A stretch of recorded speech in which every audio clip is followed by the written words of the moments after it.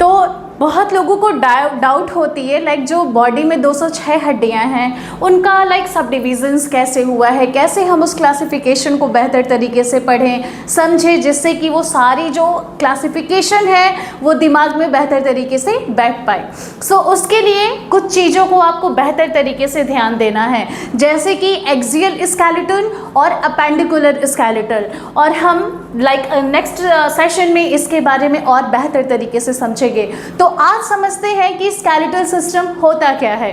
तो जैसे कि आप लोगों ने देखा होगा जब घर का निर्माण होता है सो ऑब्वियसली वहाँ पे एक नींव पड़ती है, उसी प्रकार जो हमारा ह्यूमन बॉडी है, ठीक है, वहाँ पे भी क्या होता है, एक फ्रेमवर्क की आवश्यकता होती है, और उसी फ्रेमवर्क का काम करता है हमारा स्केलेटल सिस्टम, यानी कि ह्यूमन स्केलेटल सिस्टम।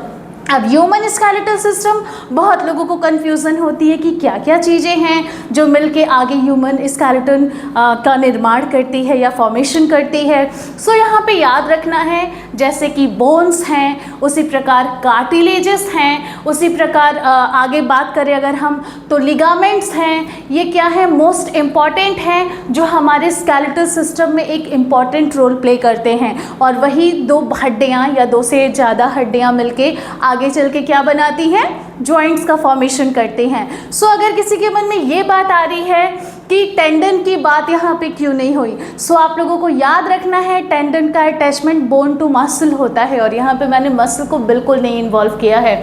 सो यानी कि जो फ्रेमवर्क है हमारी बॉडी का वो क्या क्या चीज़ें हैं, बोन्स हैं, लिगामेंट्स हैं, कार्टिलेजेस हैं, एंड देन जॉइंट है, ऑफ कोर्स जॉइंट है। उसके बाद जो कंप्लीट हमारी बॉडी है उसके ऊपर से जो फर्दर मसल्स हैं, नर्व्स हैं, टेंडन्स हैं, देन हमारी स्किन से सारी चीज़ें क्या होती हैं, कंप्लीट होती हैं। तो अब हम इसके बारे में लाइक आप लोग ध्यान रखिएगा, हम कल की क्लास में बेहतर तरीके से 206 हड्डियों के बारे में जानेंगे कि कैसे इसका क्लासिफिकेशन हुआ है। सो आज के लिए इतना ही।